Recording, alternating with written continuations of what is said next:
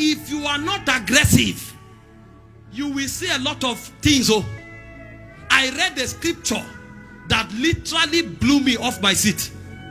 Matthew 15 is the story of the Canaanite woman from verse 21 to verse 28. Let's read this. I won't explain.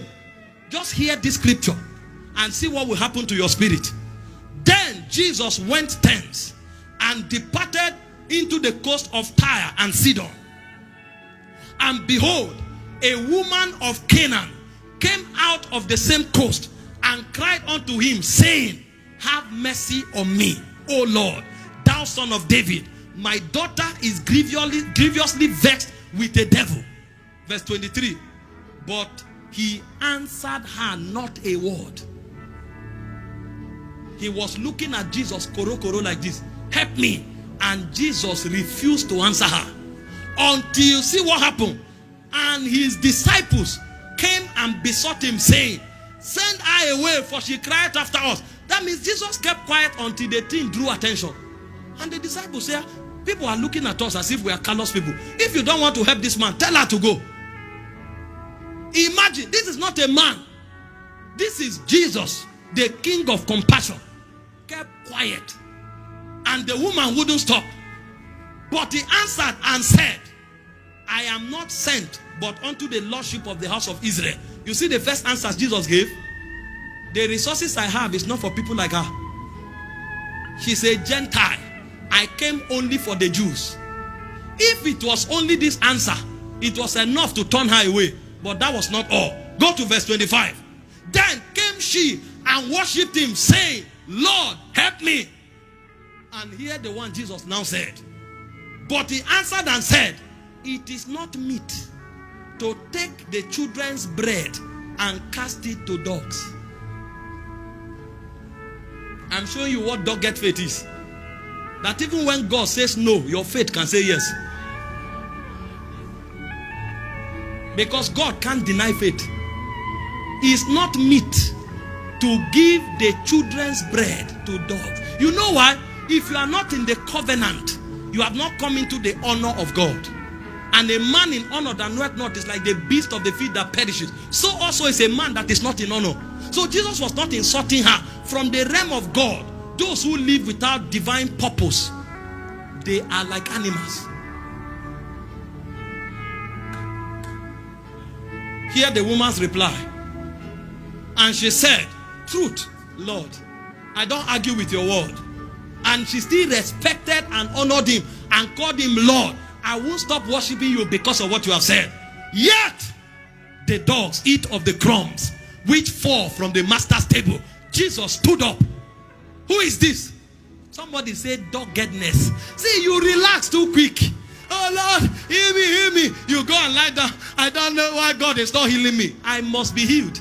It is either yes or yes. And it must be yes. And it cannot but be yes. Jesus stood up. Hear Jesus' response and said unto her, oh, that's exclamation. The man surprised the master. I thought you knew all things, sir. Yes, I do. But when I see some things that I know, even me, I wonder. Oh, woman, great is thy faith. Be it done unto thee as thou wilt. And the daughter was made whole. The woman was dogged. See, there's a generation that will not say no for and take no for an answer. I must marry.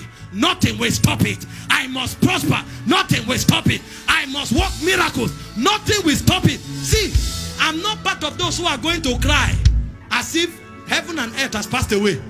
I will beseech the master until it happens. Because I know the will of God. In Matthew 8 from verse 1 to 3, Jesus was coming down from a mountain. And a leprous man went to him and said, Master, if thou be willing, thou shalt make me whole. Jesus said, I'm willing. I know the will of God concerning my prosperity. I know the will of God concerning my health. I know the will of God concerning my life. So I will not take no for an answer. Most of us are not dogged. Time makes you change your mind. Men make you change your mind. I've quoted for you many times the story of Bartimaeus. He was shouting from when Jesus entered Jericho till Jesus went out. Jesus entered Jericho and ignored him. He didn't stop. Because if you read it from the different accounts, you will see that one account said he was shouting when Jesus was entering. Another account said he was shouting when Jesus was coming out. That means he was shouting from when Jesus came. He didn't care how many days he will spend. He kept shouting until Jesus was going out. And Jesus had no choice but to stop. Sir, what do you want? He said, that I might see again. See, if you are not dogged, you won't have some things. Some things are reserved only for the dogged. That's why our life is not at the same scale. Some retired too early. Some gave up too early. Some quitted too early. But there are others that said, I will rather die in faith than to turn back. Did you not read about the heroes of faith?